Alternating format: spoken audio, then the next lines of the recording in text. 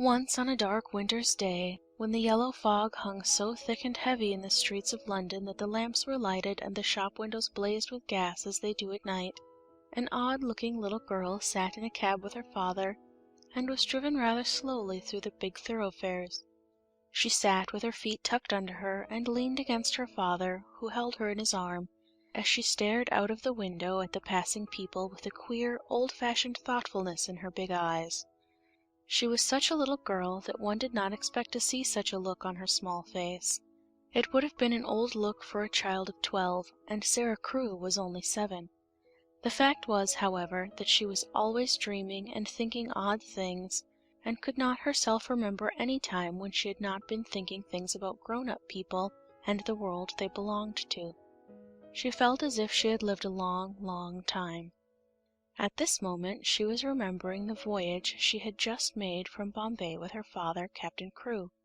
She was thinking of the big ship, of the lascars passing silently to and fro on it, of the children playing about on the hot deck, and of some young officers' wives who used to try to make her talk to them and laugh at the things she said. Principally, she was thinking of what a queer thing it was that at one time one was in India in the blazing sun, and then in the middle of the ocean, and then driving in a strange vehicle through strange streets where the day was as dark as the night. She found this so puzzling that she moved closer to her father. "Papa," she said in a low, mysterious little voice which was almost a whisper. "Papa." "What is it, darling?" Captain Crewe answered, holding her closer and looking down into her face. "What is Sarah thinking of?" "Is this the place?" Sarah whispered, cuddling still closer to him. "Is it, Papa?" "Yes, little Sarah, it is. We have reached it at last." And though she was only 7 years old, she knew that he felt sad when he said it. It seemed to her many years since he had begun to prepare her mind for "the place," as she always called it. Her mother had died when she was born, so she had never known or missed her. Her young, handsome, rich, petting father seemed to be the only relation she had in the world. They had always played together and been fond of each other. She only knew he was rich because she had heard people say so when they thought she was not listening, and she had also heard them say that when she grew up she would be rich too. She did not know all that being rich meant. She had always lived in a beautiful bungalow, and had been used to seeing many servants, who made salams to her and called her Missy Sahib, and gave her her own way in everything. She had had toys and pets and an ayah who worshipped her, and she had gradually learned that people who were rich had these things. That, however, was all she knew about it. During her short life only one thing had troubled her, and that thing was the place she was to be taken to some day. The climate of India was very bad for children, and as soon as possible they were sent away from it, generally to England and to school. She had seen other children go away, and had heard their fathers and mothers talk about the letters they received from them. She had known that she would be obliged to go also, and though sometimes her father's stories of the voyage and the new country had attracted her, she had been troubled by the thought that he could not stay with her. "Couldn't you go to that place with me, Papa?" she had asked when she was 5 years old. "Couldn't you go to school too? I would help you with your lessons." "But you will not have to stay for a very long time, little Sarah," he had always said. "You will go to a nice house, where there will be a lot of little girls, and you will play together, and I will send you plenty of books, and you will grow so fast that it will seem scarcely a year before you are big enough and clever enough to come back and take care of Papa." She had liked to think of that, to keep the house for her father, to ride with him, and sit at the head of his table when he had dinner parties, to talk to him and read his books. That would be what she would like most in the world, and if one must go away to the place in England to attain it, she must make up her mind to go. She did not care very much for other little girls, but if she had plenty of books she could console herself. She liked books more than anything else, and was, in fact, always inventing stories of beautiful things and telling them to herself. Sometimes she had told them to her father, and he had liked them as much as she did. "Well, Papa," she said softly, "if we are here I suppose we must be resigned." He laughed at her old-fashioned speech and kissed her. He was really not at all resigned himself, though he knew he must keep that a secret. His quaint little Sarah had been a great companion to him, and he felt he should be a lonely fellow when, on his return to India, he went into his bungalow knowing he need not expect to see the small figure in its white frock come forward to meet him. So he held her very closely in his arms as the cab rolled into the big dull square in which stood the house which was their destination. It was a big, dull, brick house, exactly like all the others in its row, but that on the front door there shone a brass plate on which was engraved in black letters, "Miss Minchin, Select Seminary for Young Ladies." We have reached it at last, said Captain Crewe, making his voice sound as cheerful as possible. Then he lifted her out of the cab, and they mounted the steps and rang the bell. Sarah often thought afterward that the house was somehow exactly like Miss Minchin. It was respectable and well furnished, but everything in it was ugly, and the very armchairs seemed to have hard bones in them. In the hall everything was hard and polished. Even the red cheeks of the moon face on the tall clock in the corner had a severe, varnished look. The drawing-room into which they were ushered was covered by a carpet with a square pattern upon it. The chairs were square, and a heavy marble timepiece stood upon the heavy marble mantel. As she sat down in one of the stiff mahogany chairs, Sarah cast one of her quick looks about her. "I don't like it, Papa," she said. "but then I dare say soldiers, even brave ones, don't really like going into battle." Captain Crewe laughed outright at this. He was young and full of fun, and he never tired of hearing Sarah's queer speeches. Oh, little Sarah, he said. What shall I do when I have no one to say solemn things to me? No one else is as solemn as you are. "But why do solemn things make you laugh so?" inquired Sarah. Because you are such fun when you say them, he answered, laughing still more, and then suddenly he swept her into his arms and kissed her very hard, stopping laughing all at once and looking almost as if tears had come into his eyes. It was just then that Miss Minchin entered the room. She was very like her house, Sarah felt, tall and dull and respectable and ugly. She had large, cold, fishy eyes, and a large, cold, fishy smile. It spread itself into a very large smile when she saw Sarah and Captain Crewe. She had heard a great many desirable things of the young soldier from the lady who had recommended her school to him. Among other things, she had heard that he was a rich father who was willing to spend a great deal of money on his little daughter. "It will be a great privilege to have charge of such a beautiful and promising child, Captain Crewe," she said, taking Sarah's hand and stroking it. "Lady Meredith has told me of her unusual cleverness. A clever child is a great treasure in an establishment like mine." Sarah stood quietly, with her eyes fixed upon Miss Minchin's face. She was thinking something odd, as usual. "Why does she say I am a beautiful child?" she was thinking. "I'm not beautiful at all. Colonel Grange's little girl, Isabel, is beautiful. She has dimples and rose-colored cheeks and long hair the color of gold. I have short black hair and green eyes, besides which I am a thin child and not fair in the least. I'm one of the ugliest children I ever saw. She is beginning by telling a story." She was mistaken, however, in thinking she was an ugly child. She was not in the least like Isabel Grange, who had been the beauty of the regiment, but she had an odd charm of her own. She was a slim, supple creature, rather tall for her age, and had an intense, attractive little face. Her hair was heavy and quite black, and only curled at the tips. Her eyes were greenish-gray, it is true, but they were big, wonderful eyes with long, black lashes, and though she herself did not like the color of them, many other people did. Still she was very firm in her belief that she was an ugly little girl, and she was not at all elated by Miss Minchin's flattery. "I should be telling a story if I said she was beautiful," she thought. "and I should know I was telling a story. I believe I am quite as ugly as she is, in my own way. What did she say that for?" After she had known Miss Minchin longer, she learned why she had said it. She discovered that she said the same thing to each papa and mamma who brought a child to her school. Sarah stood near her father and listened while he and Miss Minchin talked. She had been brought to the seminary because Lady Meredith's 2 little girls had been educated there, and Captain Crewe had a great respect for Lady Meredith's experience. Sarah was to be what was known as a parlor boarder, and she was to enjoy even greater privileges than parlor boarders usually did. She was to have a pretty bedroom and sitting room of her own. She was to have a pony and a carriage, and a maid to take the place of the ayah who had been her nurse in India. Ha! I am not in the least anxious about her education, Captain Crewe said, with his gay laugh, as he held Sarah's hand and patted it. The difficulty will be to keep her from learning too fast and too much. She is always sitting with her little nose burrowing into books. She doesn't read them, Miss Minchin. She gobbles them up as if she were a little wolf instead of a little girl. She is always starving for new books to gobble, and she wants grown-up books, great, big, fat ones, French and German as well as English, history and biography and poets, and all sorts of things.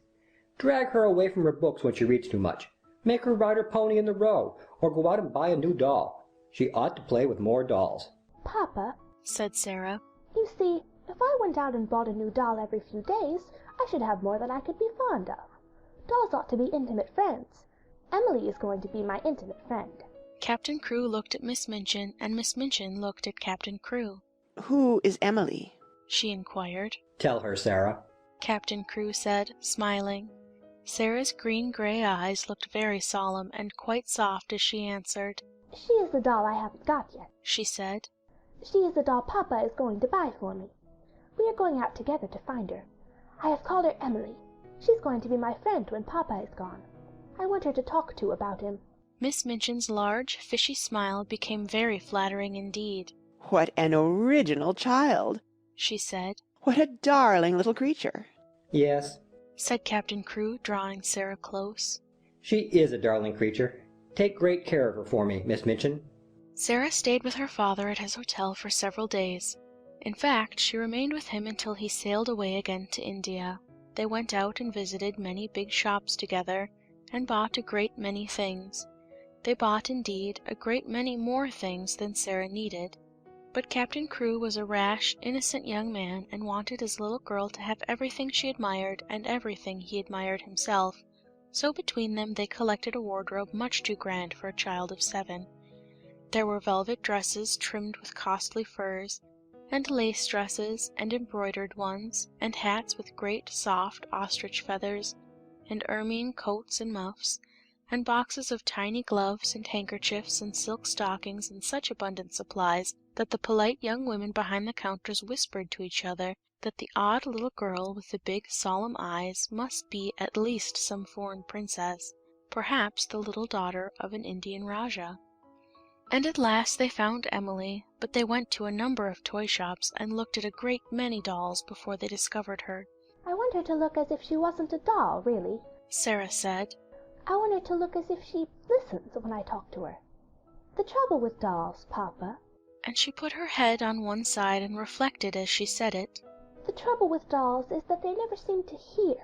So they looked at big ones and little ones, at dolls with black eyes and dolls with blue, at dolls with brown curls and dolls with golden braids, dolls dressed and dolls undressed. You see, Sarah said when they were examining one who had no clothes, if, when I find her, she has no frocks, we can take her to a dressmaker and have her things made to fit.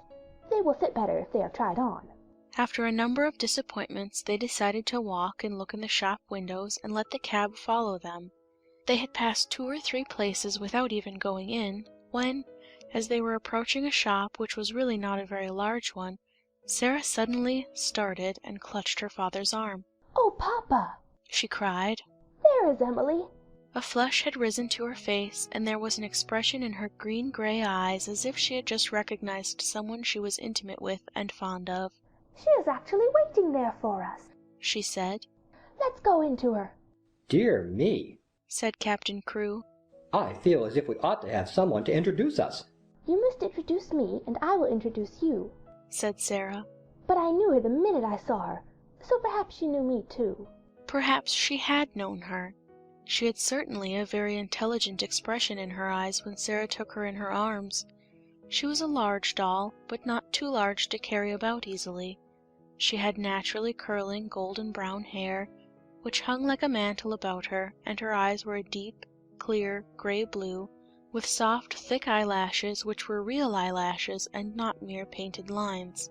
"Of course," said Sarah, looking into her face as she held her on her knee. "Of course, Papa, this is Emily." So Emily was bought and actually taken to a children's outfitter's shop and measured for a wardrobe as grand as Sarah's own. She had lace frocks, too, and velvet and muslin ones, and hats and coats and beautiful lace-trimmed underclothes, and gloves and handkerchiefs and furs. I should like her always to look as if she was a child with a good mother, said Sarah. I'm her mother, though I am going to make a companion of her. Captain Crewe would really have enjoyed the shopping tremendously, but that a sad thought kept tugging at his heart. This all meant that he was going to be separated from his beloved, quaint little comrade. He got out of his bed in the middle of that night, and went and stood looking down at Sarah, who lay asleep with Emily in her arms. Her black hair was spread out on the pillow, and Emily's golden brown hair mingled with it.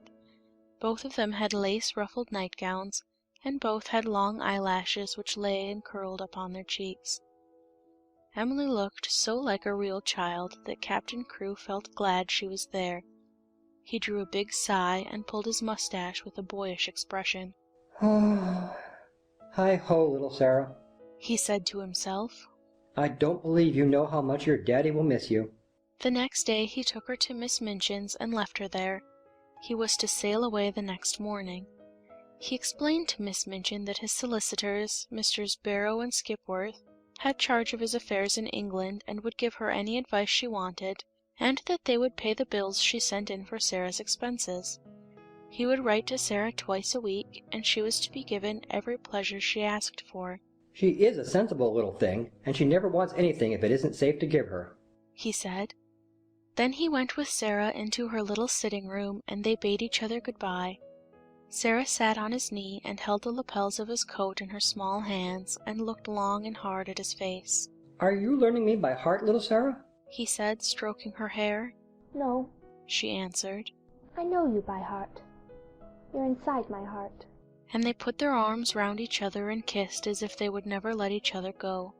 When the cab drove away from the door, Sarah was sitting on the floor of her sitting-room, with her hands under her chin and her eyes following it until it had turned the corner of the square. Emily was sitting by her, and she looked after it too. When Miss Minchin sent her sister, Miss Amelia, to see what the child was doing, she found she could not open the door. I have locked it, said a queer, polite little voice from inside. I want to be quite by myself, if you please. Miss Amelia was fat and dumpy, and stood very much in awe of her sister. She was really the better-natured person of the two, but she never disobeyed Miss Minchin. She went downstairs again, looking almost alarmed. I never saw such a funny old-fashioned child, sister, she said. She has locked herself in, and she is not making the least particle of noise. It is much better than if she kicked and screamed, as some of them do, Miss Minchin answered. I expected that a child as much spoiled as she is would set the whole house in an uproar. If ever a child was given her own way in everything, she is. I've been opening her trunks and putting her things away, said Miss Amelia. I never saw anything like them. Sable and ermine on her coats, and real Valenciennes lace on her underclothing. You have seen some of her clothes. What do you think of them? I think they are perfectly ridiculous, replied Miss Minchin sharply. But they will look very well at the head of the line when we take the school children to church on Sunday. She has been provided for as if she were a little princess. And upstairs in the locked room, Sarah and Emily sat on the floor and stared at the corner round which the cab had disappeared, while Captain Crewe looked backward, waving and kissing his hand as if he could not bear to stop.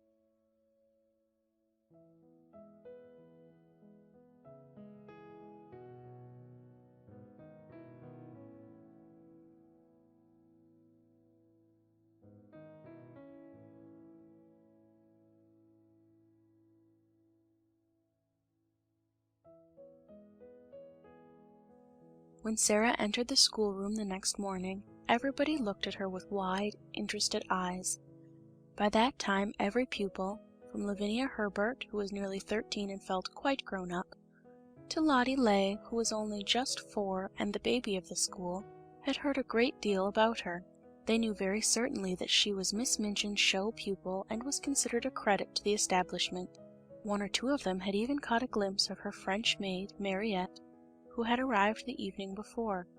Lavinia had managed to pass Sarah's room when the door was open, and had seen Mariette opening a box which had arrived late from some shop.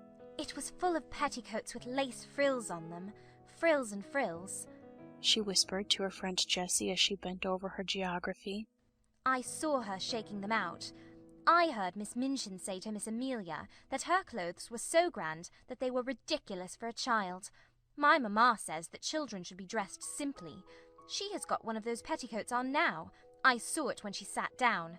She has silk stockings on, whispered Jessie, bending over her geography also. And what little feet! I never saw such little feet. Oh, sniffed Lavinia spitefully. That is the way her slippers are made.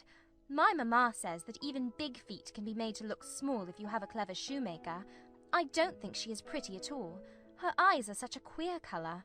She isn't pretty as other pretty people are, said Jessie, stealing a glance across the room. But she makes you want to look at her again. She has tremendously long eyelashes, but her eyes are almost green.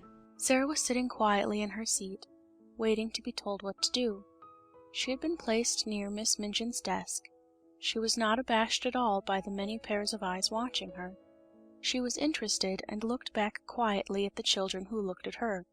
She wondered what they were thinking of, and if they liked Miss Minchin, and if they cared for their lessons, and if any of them had a papa at all like her own. She had had a long talk with Emily about her papa that morning. "He is on the sea now, Emily," she had said. "We must be very great friends to each other, and tell each other things. Emily, look at you. You have the nicest eyes I ever saw. But I wish you could speak." She was a child full of imaginings and whimsical thoughts, and one of her fancies was that there would be a great deal of comfort in even pretending that Emily was alive and really heard and understood. After Mariette had dressed her in her dark blue schoolroom frock, and tied her hair with a dark blue ribbon, she went to Emily, who sat in a chair of her own, and gave her a book. "You can read that while I am downstairs," she said, and, seeing Mariette looking at her curiously, she spoke to her with a serious little face. "What I believe about dolls," she said, "is that they can do things they will not let us know about. Perhaps, really, Emily can read and talk and walk, but she will only do it when people are out of the room. That is her secret. You see, if people knew that dolls could do these things, they would make them work. So perhaps they have promised each other to keep it a secret. If you stay in the room, Emily will just sit there and stare, but if you go out, she will begin to read, perhaps, or go and look out of the window. Then, if she hears either of us coming, she will just run back and jump into her chair and pretend she has been there all the time." Comme elle est drôle, Mariette said to herself, and when she went downstairs she told the head housemaid about it. But she had already begun to like this odd little girl who had such an intelligent small face and such perfect manners. She had taken care of children before who were not so polite. Sarah was a very fine little person, and had a gentle, appreciative way of saying, "If you please, Mariette." "Thank you, Mariette," which was very charming. Mariette told the head housemaid that she thanked her as if she was thanking a lady. Elle a l'air d'une princesse, cette petite, she said. Indeed, she was very much pleased with her new little mistress, and liked her place greatly. After Sarah had sat in her seat in the schoolroom for a few minutes, being looked at by the pupils, Miss Minchin rapped in a dignified manner upon her desk. "Young ladies," she said, "I wish to introduce you to your new companion. All the little girls rose in their places, and Sarah rose also. I shall expect you all to be very agreeable to Miss Crewe. She has just come to us from a great distance, in fact, from India. As soon as lessons are over, you must make each other's acquaintance." The pupils bowed ceremoniously, and Sarah made a little curtsy, and then they sat down and looked at each other again. "Sarah," said Miss Minchin in her schoolroom manner, "come here to me." She had taken a book from the desk and was turning over its leaves. Sarah went to her politely. "As your papa has engaged a French maid for you, I conclude that he wishes you to make a special study of the French language." Sarah felt a little awkward.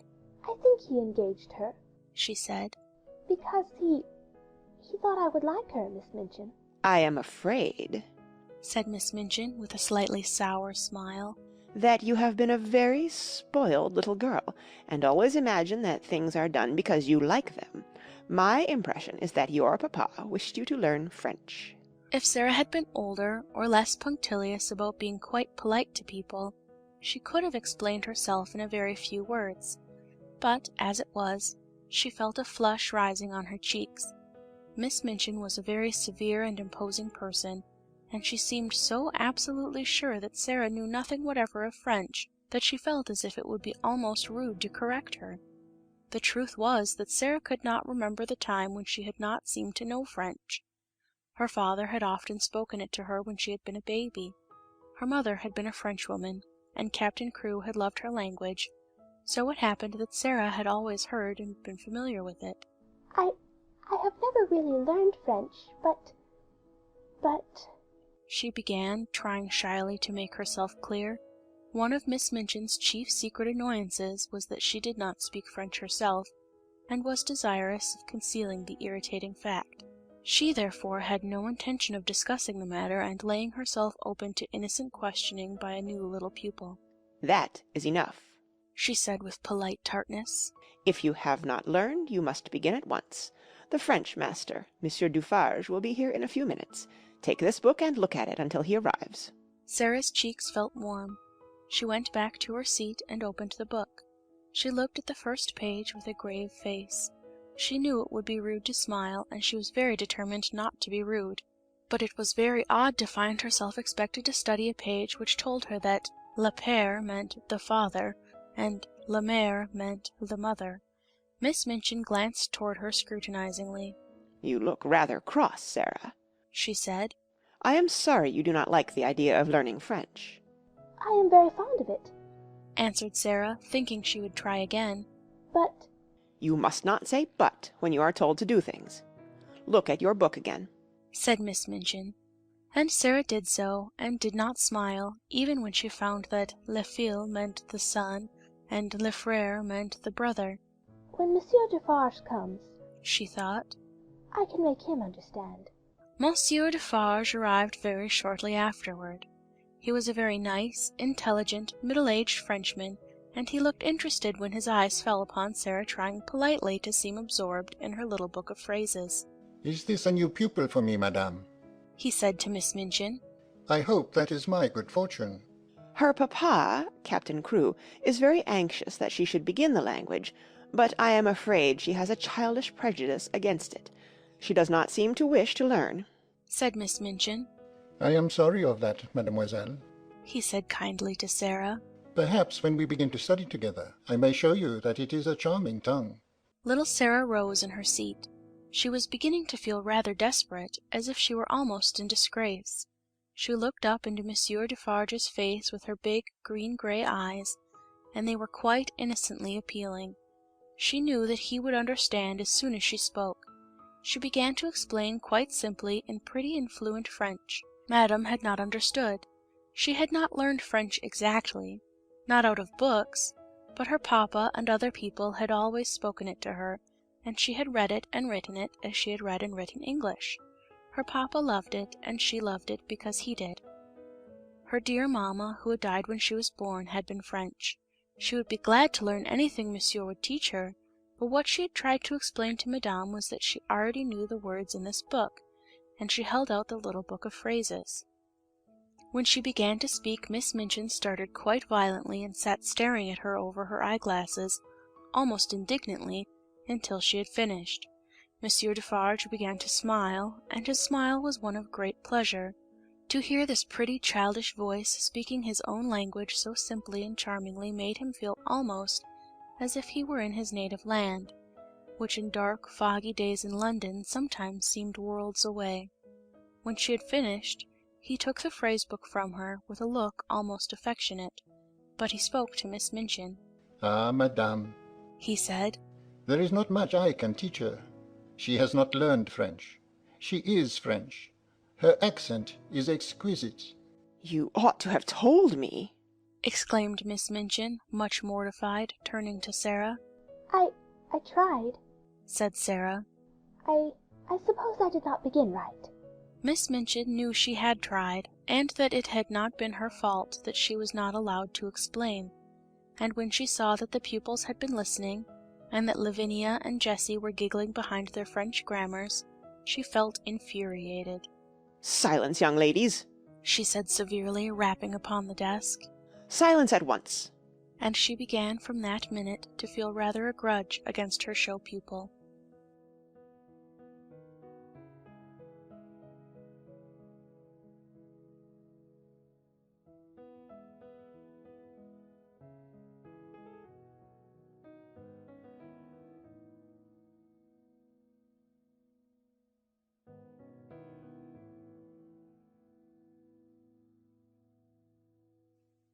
On that first morning when Sarah sat at Miss Minchin's side, aware that the whole schoolroom was devoting itself to observing her, she had noticed very soon one little girl, about her own age, who looked at her very hard with a pair of light, rather dull blue eyes.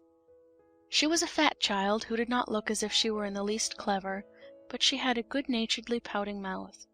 Her flaxen hair was braided in a tight pigtail, tied with a ribbon, and she had pulled this pigtail around her neck, and was biting the end of the ribbon, resting her elbows on the desk, as she stared wonderingly at the new pupil. When Monsieur Defarge began to speak to Sarah, she looked a little frightened, and when Sarah stepped forward and, looking at him with the innocent, appealing eyes, answered him, without any warning, in French, the fat little girl gave a startled jump, and grew quite red in her odd amazement. Having wept hopeless tears for weeks in her efforts to remember that la mère meant the mother, and le père the father, when one spoke sensible English, it was almost too much for her suddenly to find herself listening to a child her own age, who seemed not only quite familiar with these words, but apparently knew any number of others, and could mix them up with verbs as if they were mere trifles. She stared so hard and bit the ribbon on her pigtail so fast that she attracted the attention of Miss Minchin, who, feeling extremely cross at the moment, immediately pounced upon her. Miss St. John! She exclaimed severely. What do you mean by such conduct? Remove your elbows, take your ribbon out of your mouth, sit up at once. Upon which Miss St. John gave another jump, and when Lavinia and Jessie tittered she became redder than ever. So red, indeed, that she almost looked as if tears were coming into her poor, dull, childish eyes. And Sarah saw her, and was so sorry for her that she began rather to like her and want to be her friend. It was a way of hers always to want to spring into any fray in which someone was made uncomfortable or unhappy. If Sarah had been a boy and lived a few centuries ago, her father used to say, she would have gone about the country with her sword drawn, rescuing and defending everyone in distress. She always wants to fight when she sees people in trouble. So she took rather a fancy to fat, slow little Miss St. John, and kept glancing toward her through the morning. She saw that lessons were no easy matter to her, and that there was no danger of her ever being spoiled by being treated as a show pupil. Her French lesson was a pathetic thing. Her pronunciation made even Mr. Defarge smile in spite of himself, and Lavinia and Jessie and the more fortunate girls either giggled or looked at her in wondering disdain. But Sarah did not laugh. She tried to look as if she did not hear when Miss St. John called "Le bon pain," "Li bong pang." She had a fine, hot little temper of her own, and it made her feel rather savage when she heard the titters and saw the poor, stupid, distressed child's face. "It isn't funny, really," she said between her teeth as she bent over her book. "They ought not to laugh." When lessons were over and the pupils gathered together in groups to talk, Sarah looked for Miss St. John, and finding her bundled, rather disconsolately, in a window seat, she walked over to her and spoke. She only said the kind of thing little girls always say to each other by way of beginning an acquaintance, but there was something friendly about Sarah, and people always felt it. "What is your name?" she said. To explain Miss St. John's amazement, one must recall that a new pupil is, for a short time, a somewhat uncertain thing.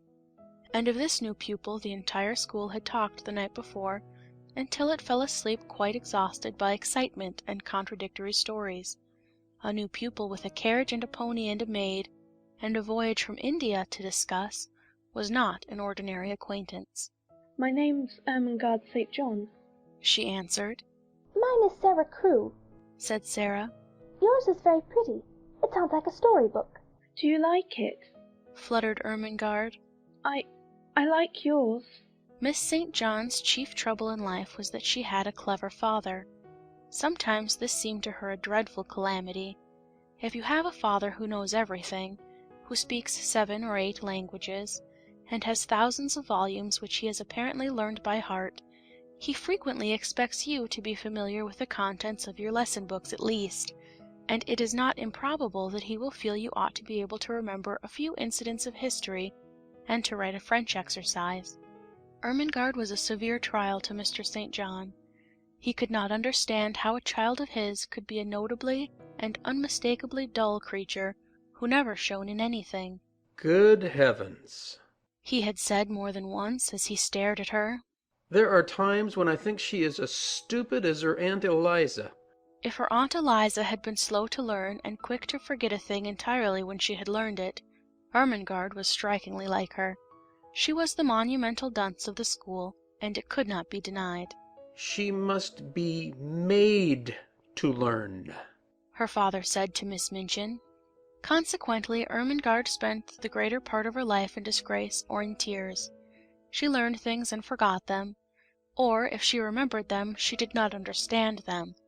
So it was natural that, having made Sarah's acquaintance, she should sit and stare at her with profound admiration. You can speak French, can't you? She said respectfully. Sarah got onto the window seat, which was a big, deep one, and, tucking up her feet, sat with her hands clasped round her knees. I can speak it because I have heard it all my life, she answered. You could speak it if you had always heard it. Oh, no, I couldn't, said Ermengarde. I never could speak it. Why? Inquired Sarah curiously. Ermengarde shook her head so that the pigtail wobbled. You heard me just now, she said. I'm always like that. I can't say the words. They're so queer. She paused a moment, and then added with a touch of awe in her voice, You are clever, aren't you? Sarah looked out of the window into the dingy square, where the sparrows were hopping and twittering on the wet iron railings and the sooty branches of the trees. She reflected a few moments. She had heard it said very often that she was clever, and she wondered if she was, and if she was, how it had happened. I don't know, she said. I can't tell. Then, seeing a mournful look on the round, chubby face, she gave a little laugh and changed the subject. Would you like to see Emily? she inquired. Who is Emily? Ermengarde asked, just as Miss Minchin had done. Come up to my room and see, said Sarah, holding out her hand. They jumped down from the window seat together and went upstairs. Is it true? Ermengarde whispered as they went through the hall. Is it true that you have the playroom all to yourself? Yes, Sarah answered. Papa asked Miss Minchin to let me have one because, well, it was because when I play, I make up stories and tell them to myself, and I don't like people to hear me. It spoils it if I think people listen. They had reached the passage leading to Sarah's room by this time, and Ermengarde stopped short, staring, and quite losing her breath. You make up stories, she gasped. Can you do that, as well as speak French, can you? Sarah looked at her in simple surprise. Why, anyone can make up things, she said. Have you never tried? She put her hand warningly on Ermengarde's. Let us go very quietly to the door, she whispered. And then I will open it quite suddenly. Perhaps we may catch her. She was half laughing, but there was a touch of mysterious hope in her eyes, which fascinated Ermengarde, though she had not the remotest idea what it meant, or whom it was she wanted to catch, or why she wanted to catch her. Whatsoever she meant, Ermengarde was sure it was something delightfully exciting. So, quite thrilled with expectation, she followed her on tiptoe along the passage. They made not the least noise until they reached the door. Then Sarah suddenly turned the handle and threw it wide open. Its opening revealed the room quite neat and quiet, a fire gently burning in the grate, and a wonderful doll sitting on a chair by it, apparently reading a book. Oh, she got back to her seat before we could see her, Sarah explained. Of course, they always do. They're as quick as lightning. Ermengarde looked from her to the doll and back again. Can she walk? she asked breathlessly. Yes, answered Sarah. At least I believe she can. At least I pretend I believe she can, and that makes it seem as if it were true. Have you never pretended things?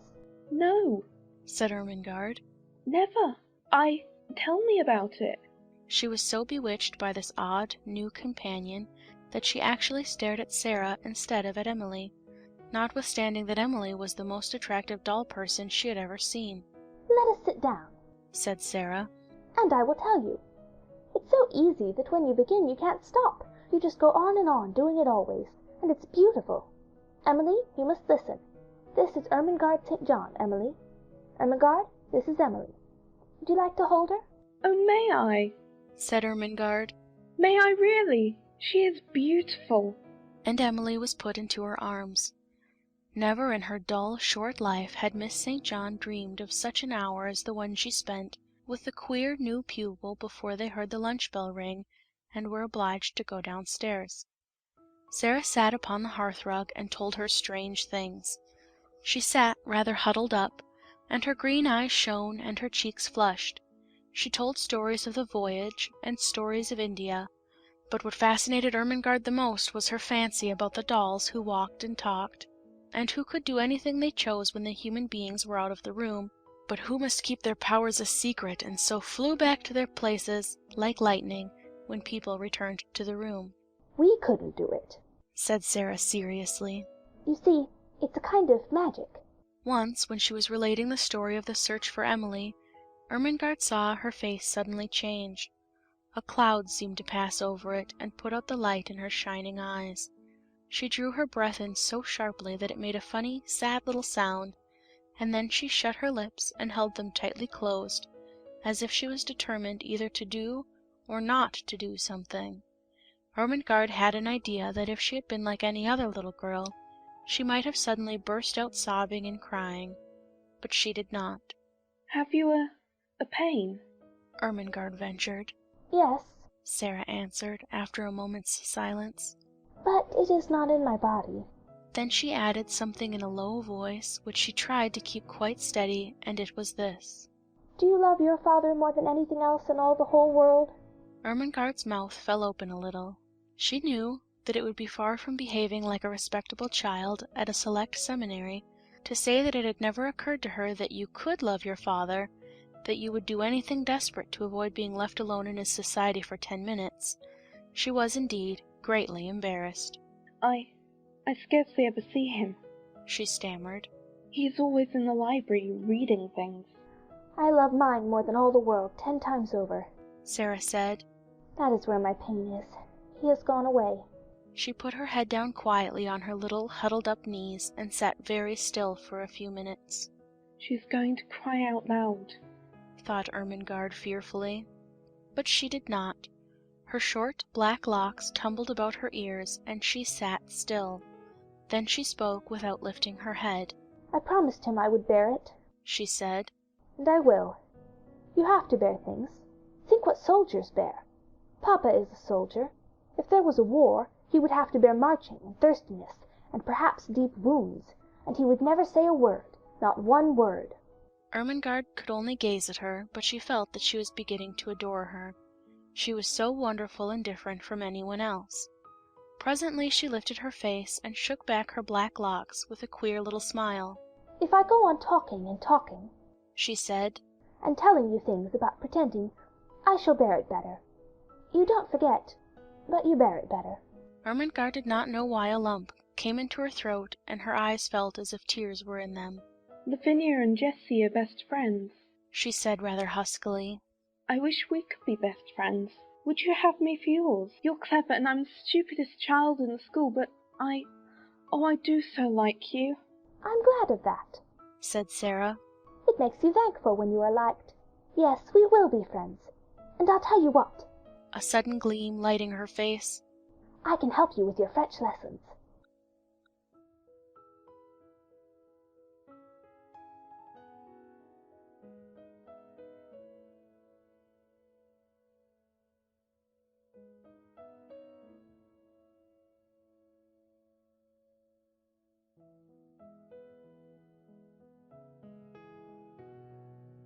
If Sarah had been a different kind of child, the life she led at Miss Minchin's select seminary for the next few years would not have been at all good for her.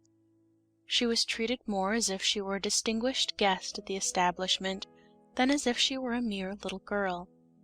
If she had been a self-opinionated, domineering child, she might have become disagreeable enough to be unbearable through being so much indulged and flattered. If she had been an indolent child, she would have learned nothing. Privately, Miss Minchin disliked her, but she was far too worldly a woman to do or say anything which might make such a desirable pupil wish to leave her school. She knew quite well that if Sarah wrote to her papa to tell him she was uncomfortable or unhappy, Captain Crewe would remove her at once. Miss Minchin's opinion was that if a child were continually praised and never forbidden to do what she liked, she would be sure to be fond of the place where she was so treated. Accordingly, Sarah was praised for her quickness at her lessons, for her good manners, for her amiability to her fellow pupils, for her generosity if she gave sixpence to a beggar out of her little purse.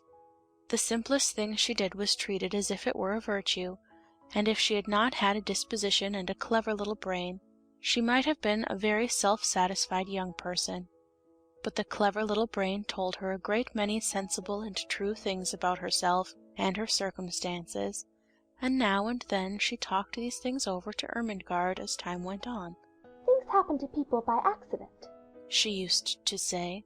"A lot of nice accidents have happened to me. It just happened that I always liked lessons and books and could remember things when I learned them.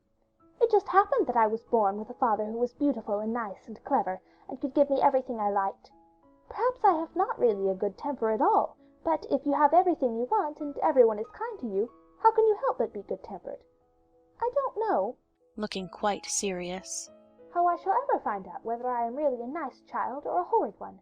Perhaps I'm a hideous child, and no one will ever know, just because I never have any trials." Lavinia has no trials, said Ermengarde stolidly. and she is horrid enough. Sarah rubbed the end of her little nose reflectively as she thought the matter over. "Well," she said at last, perhaps that is because Lavinia is growing." This was the result of a charitable recollection of having heard Miss Amelia say that Lavinia was growing so fast that she believed it affected her health and temper. Lavinia, in fact, was spiteful. She was inordinately jealous of Sarah. Until the new pupil's arrival, she had felt herself the leader in the school. She had led because she was capable of making herself extremely disagreeable if the others did not follow her. She domineered over the little children, and assumed grand airs with those big enough to be her companions.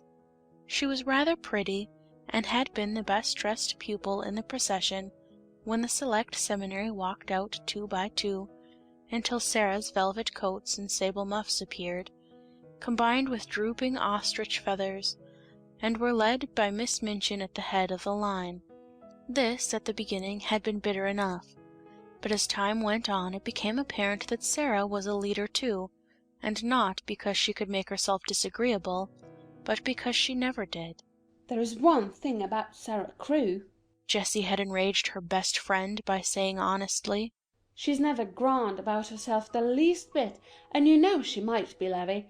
I believe I couldn't help being just a little, if I had so many fine things and was made such a fuss over. It's disgusting, the way Miss Minchin shows her off when parents come." Dear Sarah must come into the drawing-room and talk to Mrs. Musgrave about India, mimicked Lavinia in her most highly flavoured imitation of Miss Minchin. Dear Sarah must speak French to Lady Pitkin. Her accent is so perfect. She didn't learn her French at the seminary at any rate, and there's nothing so clever in her knowing it. She says herself she didn't learn it at all. She just picked it up because she always heard her papa speak it. And as to her papa, there is nothing so grand in being an Indian officer. "Well," said Jessie slowly, "he's killed tigers. He's killed the one in the skin Sarah has in her room. That's why she likes it so. She lies on it and strokes its head and talks to it as if it was a cat." She's always doing something silly, snapped Lavinia. My mamma says that way of hers of pretending things is silly. She says she will grow up eccentric. It was quite true that Sarah was never grand. She was a friendly little soul, and shared her privileges and belongings with a free hand. The little ones, who were accustomed to being disdained and ordered out of the way by mature ladies aged 10 and 12, were never made to cry by this most envied of them all. She was a motherly young person, and when people fell down and scraped their knees, she ran and helped them up, and patted them, or found in her pocket a bonbon or some other article of a soothing nature. She never pushed them out of her way, or alluded to their years as a humiliation and a blot upon their small characters. If you are 4, you are 4, she said severely to Lavinia on an occasion of her having, it must be confessed, slapped Lottie and called her a brat. But you will be 5 next year, and 6 the year after that. And, opening large, convincing eyes, it takes 16 years to make you 20. Dear me, said Lavinia, how we can calculate. In fact, it was not to be denied that 16 and 4 made 20, and 20 was an age the most daring were scarcely bold enough to dream of. So the younger children adored Sarah. More than once she had been known to have a tea-party, made up of these despised ones, in her own room, and Emily had been played with, and Emily's own tea-service used, the one with cups which held quite a lot of much-sweetened weak tea, and had blue flowers on them. No one had seen such a very real doll's tea set before. From that afternoon, Sarah was regarded as a goddess and a queen by the entire alphabet class. Lottie Lay worshipped her to such an extent that if Sarah had not been a motherly person, she would have found her tiresome. Lottie had been sent to school by a rather flighty young papa who could not imagine what else to do with her.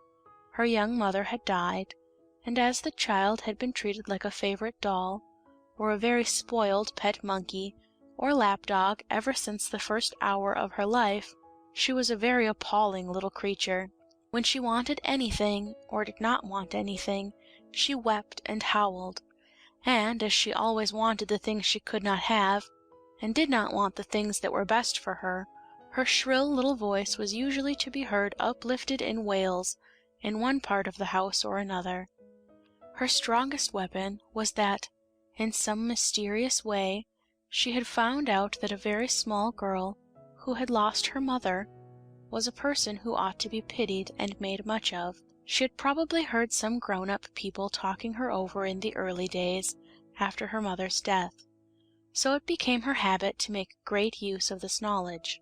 The first time Sarah took her in charge was one morning when, on passing a sitting-room, she heard both Miss Minchin and Miss Amelia trying to suppress the angry wails of some child who, evidently, refused to be silenced. She refused so strenuously indeed that Miss Minchin was obliged to almost shout, in a stately and severe manner, to make herself heard. "What is she crying for?" she almost yelled. "Oh, oh, oh!" Sarah heard. "I haven't got any Ma!" "Oh, Lottie!" screamed Miss Amelia. "Do stop, darling. Don't cry. Please don't." "Oh! Oh, oh, oh, oh!" Lottie howled tempestuously. "Haven't got any Ma!" "She ought to be whipped," Miss Minchin proclaimed. "You shall be whipped, you naughty child." Lottie wailed more loudly than ever. Miss Amelia began to cry. Miss Minchin's voice rose until it almost thundered. Then suddenly she sprang up from her chair in impotent indignation and flounced out of the room, leaving Miss Amelia to arrange the matter. Sarah had been passed in the hall, wondering if she ought to go into the room, because she had recently begun a friendly acquaintance with Lottie and might be able to quiet her. When Miss Minchin came out and saw her, she looked rather annoyed. She realized that her voice, as heard from inside the room, could not have sounded either dignified or amiable. "Oh, Sarah!" she exclaimed, endeavoring to pronounce a suitable smile. I stopped, explained Sarah. because I knew it was Lottie, and I thought perhaps, just perhaps, I could make her be quiet. May I try, Miss Minchin? "If you can. You are a clever child," answered Miss Minchin, drawing in her mouth sharply. Then, seeing that Sarah looked slightly chilled by her asperity, she changed her manner. "But you are clever in everything," she said in her approving way. "I dare say you can manage her. Go in." And she left her. When Sarah entered the room, Lottie was lying upon the floor, screaming and kicking her small fat legs violently, and Miss Amelia was bending over her in consternation and despair, looking quite red and damp with heat. Lottie had always found, when in her own nursery at home, that kicking and screaming would always be quieted by any means she insisted on. Poor plump Miss Amelia was trying first one method and then another. "Poor darling," she said one moment. "I know you haven't any, mamma, poor." Then in quite another tone, "If you don't stop, Lottie, I will shake you. Poor little angel. There, you wicked, bad, detestable child, I will smack you, I will!" Sarah went to them quietly. She did not know at all what she was going to do, but she had a vague, inward conviction that it would be better not to say such different kinds of things quite so helplessly and excitedly. Miss Amelia, she said in a low voice.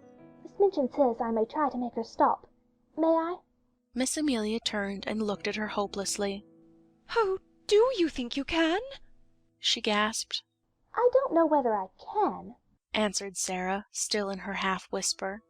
but I will try. Miss Amelia stumbled up from her knees with a heavy sigh, and Lottie's fat little legs kicked as hard as ever. If you will steal out of the room, said Sarah. I will stay with her. "Oh, Sarah," almost whispered Miss Amelia. "We never had such a dreadful child before. I don't believe we can keep her." But she crept out of the room and was very much relieved to find an excuse for doing it. Sarah stood by the howling, furious child for a few moments, and looked down at her without saying anything. Then she sat down flat on the floor beside her and waited. Except for Lottie's angry screams, the room was quite quiet.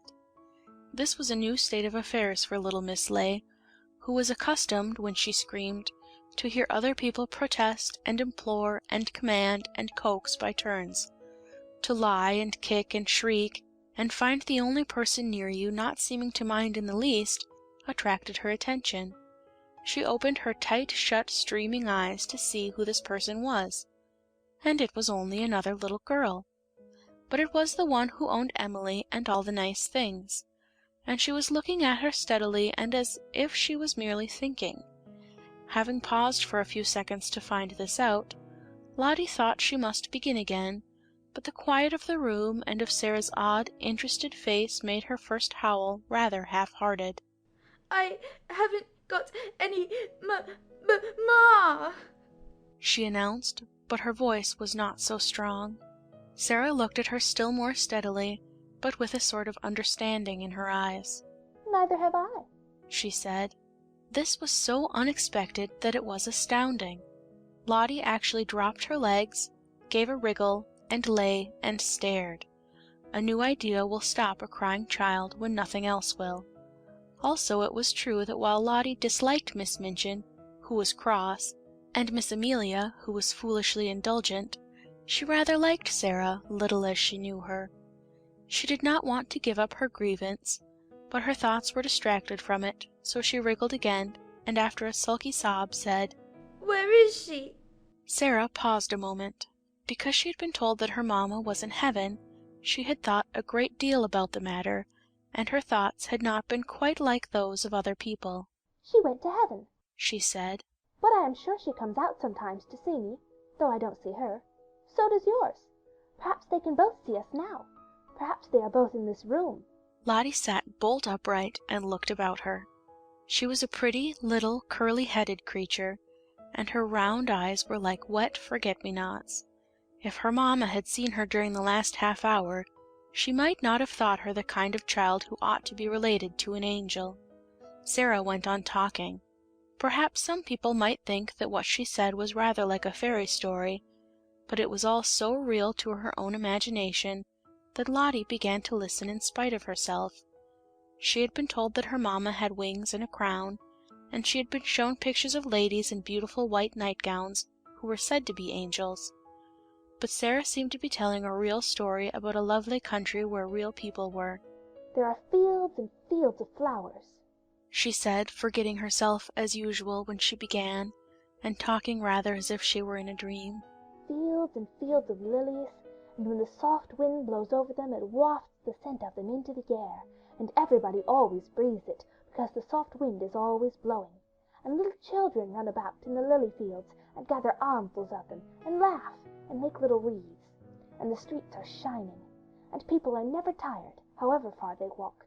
They can float anywhere they like, and there are walls made of pearl and gold all around the city, but they are low enough for the people to go and lean on them, and look down onto the earth, and smile, and send beautiful messages. Whatsoever story she had begun to tell, Lottie would, no doubt, have stopped crying, and been fascinated into listening. But there was no denying that this story was prettier than most others. She dragged herself close to Sarah, and drank in every word until the end came, far too soon. When it did come, she was so sorry that she put up her lip ominously. I want to go there. She cried. I haven't got any mamma in this school. Sarah saw the danger signal, and came out of her dream. She took hold of the chubby hand and pulled her close to her side with a coaxing little laugh. I will be your mamma, she said. We will play that you are my little girl, and Emily shall be your sister. Lottie's dimples all began to show themselves. Shall she said. Yes, answered Sarah, jumping to her feet.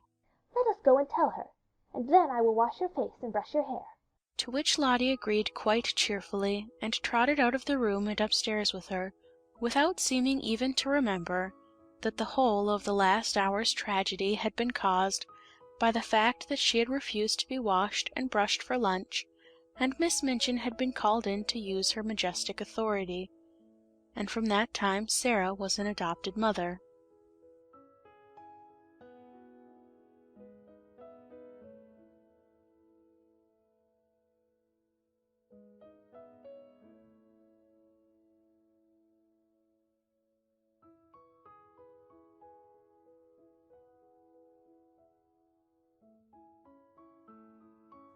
Of course, the greatest power Sarah possessed, and the one which gained her even more followers than her luxuries and the fact that she was the show pupil, the power that Lavinia and certain other girls were most envious of, and at the same time most fascinated by in spite of themselves, was her power of telling stories, and of making everything she talked about seem like a story, whether it was one or not.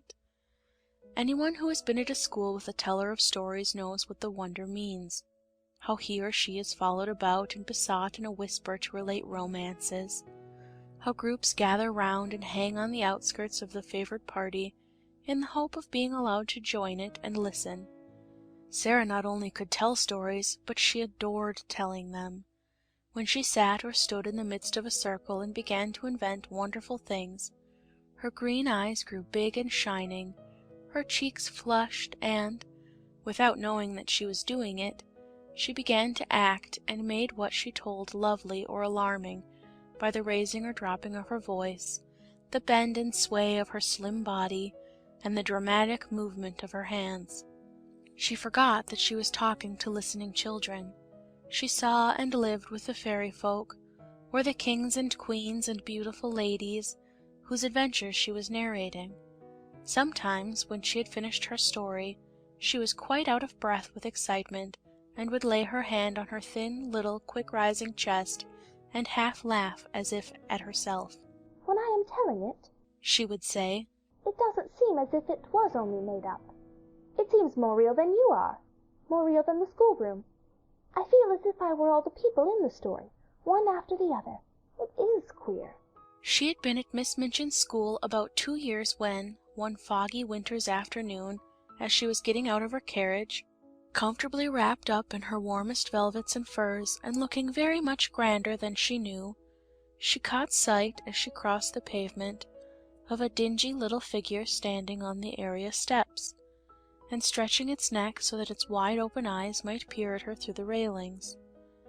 Something in the eagerness and timidity of the smudgy face made her look at it, and when she looked she smiled because it was her way to smile at people. But the owner of the smudgy face and the wide-open eyes evidently was afraid that she ought not to have been caught looking at pupils of importance.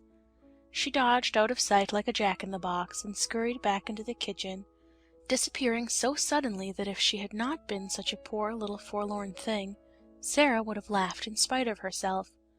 That very evening, as Sarah was sitting in the midst of a group of listeners in a corner of the schoolroom, telling one of her stories, the very same figure timidly entered the room, carrying a coal-box much too heavy for her, and knelt down upon the hearth-rug to replenish the fire and sweep up the ashes.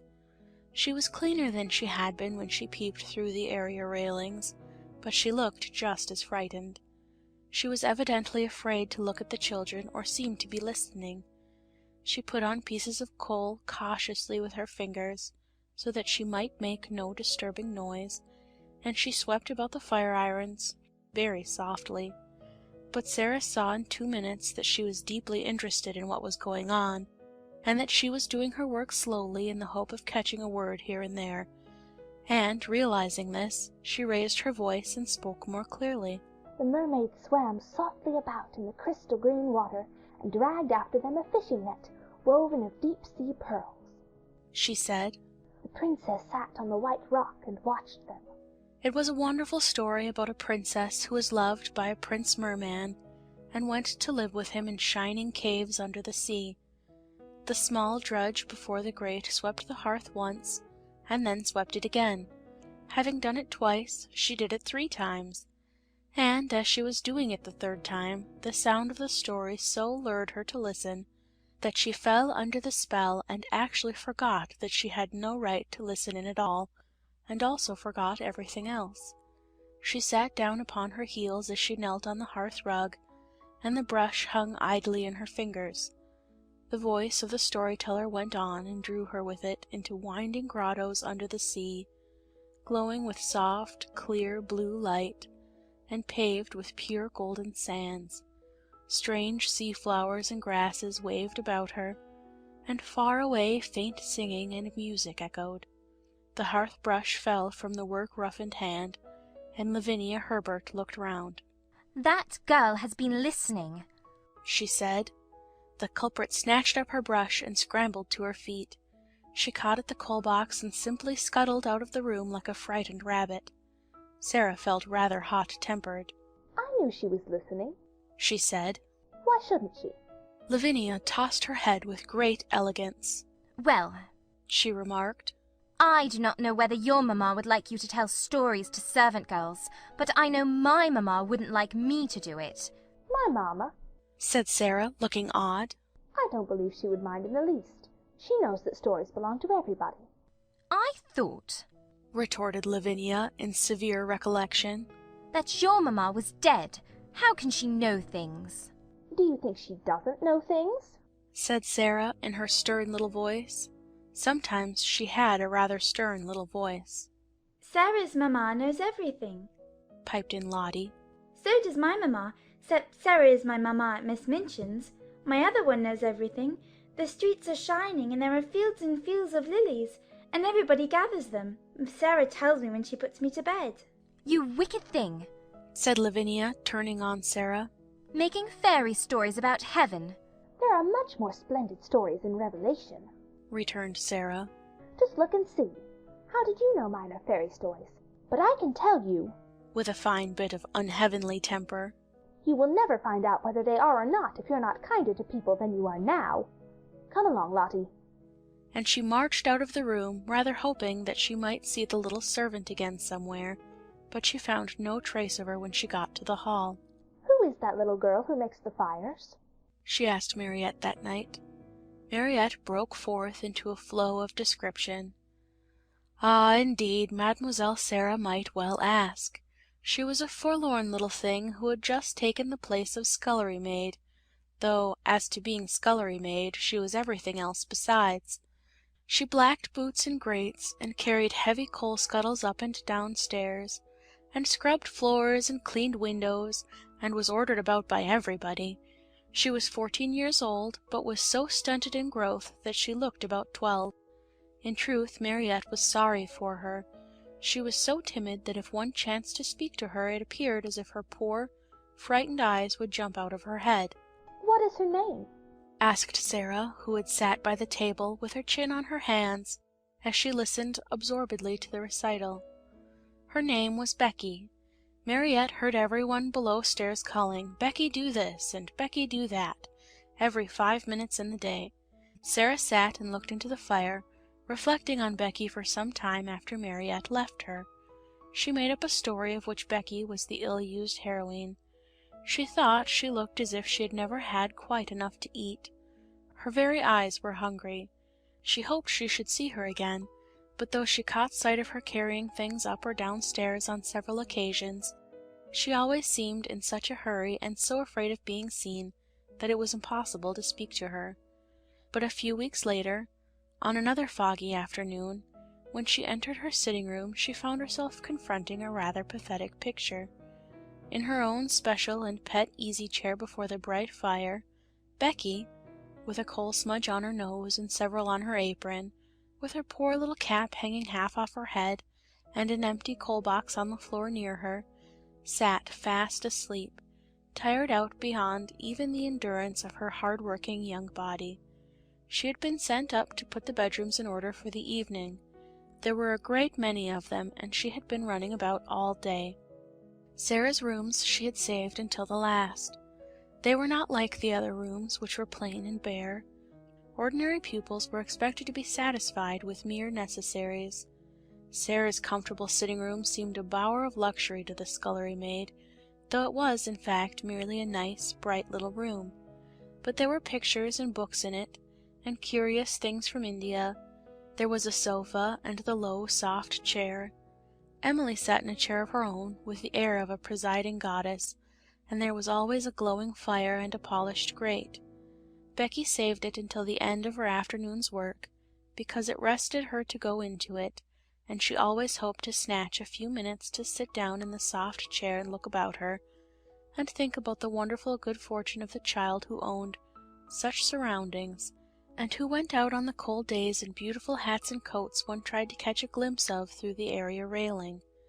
On this afternoon, when she had sat down, the sensation of relief to her short, aching legs had been so wonderful and delightful that it had seemed to soothe her whole body, and the glow of warmth and comfort from the fire had crept over her like a spell, until, as she looked at the red coals, a tired, slow smile stole over her smudged face. Her head nodded forward without her being aware of it. Her eyes drooped, and she fell fast asleep. She had really been only about 10 minutes in the room when Sarah entered, but she was in as deep a sleep as if she had been, like the Sleeping Beauty, slumbering for about 100 years. But she did not look, poor Becky, like a Sleeping Beauty at all. She looked only like an ugly, stunted, worn-out little scullery drudge. Sarah seemed as much unlike her as if she were a creature from another world. On this particular afternoon she had been taking her dancing lesson, and the afternoon on which the dancing master appeared was rather a grand occasion at the seminary, though it occurred every week. The pupils were attired in their prettiest frocks, and as Sarah danced particularly well, she was very much brought forward, and Mariette was requested to make her as diaphanous and fine as possible. Today a frock the color of a rose had been put on her, and Mariette had brought some real buds and made her a wreath to wear on her black locks. She had been learning a new, delightful dance, in which she had been skimming and flying about the room, like a large rose-colored butterfly, and the enjoyment and exercise had brought a brilliant, happy glow into her face. When she entered the room, she floated in with a few of the butterfly steps, and there sat Becky, nodding her cap sideways off her head. "Oh," cried Sarah softly when she saw her. "that poor thing!" It did not occur to her to feel cross at finding her pet chair occupied by the small, dingy figure. To tell the truth, she was quite glad to find it there. When the ill-used heroine of her story wakened, she could talk to her. She crept toward her quietly and stood looking at her. Becky gave a little snore. "I wish she'd waken herself," Sarah said. "I don't like to waken her, but Miss Minchin would be cross if she found out. I'll just wait a few minutes." She took a seat on the edge of the table and sat swinging her slim, rose-colored legs and wondering what it would be best to do. Miss Amelia might come in at any moment, and if she did, Becky was sure to be scolded. "But she is so tired," she thought. "She is so tired." A piece of flaming coal ended her perplexity for her that very moment. It broke off from a large lump and fell onto the fender. Becky started and opened her eyes with a frightened gasp. She did not know she had fallen asleep. She had only sat down for one moment and felt the beautiful glow, and here she found herself staring in wild alarm at the wonderful pupil who sat perched quite near her, like a rose-colored fairy, with interested eyes. She sprang up and clutched at her cap. She felt it dangling over her ear, and tried wildly to put it straight. Oh, she had got herself into trouble now with a vengeance! To have impudently fallen asleep on such a young lady's chair! She would be turned out of doors without wages. She made a sound like a big, breathless sob. "Oh, miss! Oh, miss!" she stuttered. "I ask your pardon, miss. Oh, I do, miss!" Sarah jumped down and came quite close to her. "Don't be frightened," she said, quite as if she had been speaking to a little girl like herself. "It doesn't matter the least bit." "I didn't go to do it, miss," protested Becky. "It was the warm fire and me being so tired. It wasn't impertinence." Sarah broke into a friendly little laugh and put her hand on her shoulder. "You were tired," she said. "You couldn't help it. You're not really awake yet." How poor Becky stared at her! In fact, she had never heard such a nice, friendly sound in anyone's voice before. She was used to being ordered about and scolded, and having her ears boxed. And this one, in her rose-colored dancing afternoon splendor, was looking at her as if she were not a culprit at all, as if she had a right to be tired, even to fall asleep. The touch of the soft, slim little paw on her shoulder was the most amazing thing she had ever known. Ain't you're angry, miss?" she gasped. "Ain't you going to tell the missus?" "No!" cried out Sarah. "Of course I'm not." The woeful fright in the coal-smutted face made her suddenly so sorry that she could scarcely bear it. One of her queer thoughts rushed into her mind. She put her hand against Becky's cheek. "Why," she said, "we are just the same. I am only a little girl like you. It's just an accident that I'm not you and you are not me." Becky did not understand in the least. Her mind could not grasp such amazing thoughts, and an accident meant to her a calamity in which someone was run over or fell off a ladder and was carried to the orspital. Accident, miss?" she fluttered respectfully. "Is it?" "Yes," Sarah answered, and she looked at her dreamily for a moment. But the next she spoke in a different tone. She realized that Becky did not know what she meant. "Have you done your work?" she asked. "Dare you stay here for a few minutes?" Becky lost her breath again. "Here, miss? Me?" Sarah ran to the door, opened it, and looked out and listened. "No one is anywhere about," she explained. "If your bedrooms are finished, perhaps you might stay a tiny while. I thought, perhaps, you might like a piece of cake." The next 10 minutes seemed to Becky like a sort of delirium. Sarah opened a cupboard and gave her a thick slice of cake. She seemed to rejoice when it was devoured in hungry bites. She talked and asked questions, and laughed until Becky's fears actually began to calm themselves, and she once or twice gathered boldness enough to ask a question or so herself, daring as she felt it to be. "Is that," she ventured, looking longingly at the rose-colored frock, and she asked it in almost a whisper. "Is that there your best?" "It is one of my dancing frocks," answered Sarah. "I like it, don't you?" For a few seconds Becky was almost speechless with admiration. Then she said in an odd voice, "Once I see a princess. I was standing in the street with the crowd outside Covent Garden, watching the swells go into their opera, and there was one everyone stared at most. They says to each other, 'That's the princess.' She was a growed-up young lady, but she was pink all over, gowned and cloak and flowers and all. I called her to mind the minute I see you sitting there on the table, miss. You looked like her." "I've often thought," said Sarah in her reflecting voice, "that I should like to be a princess. I wonder what it feels like. I believe I will begin pretending I am one." Becky stared at her admiringly, and, as before, did not understand her in the least. She watched her with a sort of adoration. Very soon Sarah left her reflections and turned to her with a new question. "Becky, she said. Weren't you listening to that story? Yes, miss. Confessed Becky, a little alarmed again. I knowed I hadn't oughter, but it was that beautiful. I couldn't help it. I liked you to listen to it, said Sarah. If you tell stories, you like nothing so much as to tell them to people who want to listen. I don't know why it is. Would you like to hear the rest? Becky lost her breath again. Me hear it? She cried. Like as if I was a pupil, miss? All about the prince and the little white mer-babies swimming about, laughing, with stars in their hair? Sarah nodded. You haven't time to hear it now, I'm afraid, she said. But if you will tell me just what time you come to do my rooms, I will try to be here and tell you a bit of it every day until it is finished. It is a lovely long one, and I'm always putting new bits to it. Then, breathed Becky devoutly, I wouldn't mind how heavy the coal boxes was, or what the cook done to me, if I might have that to think of. You may, said Sarah. I'll tell it all to you. When Becky went downstairs, she was not the same Becky who had staggered up, loaded down by the weight of the coal scuttle. She had an extra piece of cake in her pocket, and she had been fed and warmed, but not only by cake and fire. Something else had warmed and fed her, and the something else was Sarah.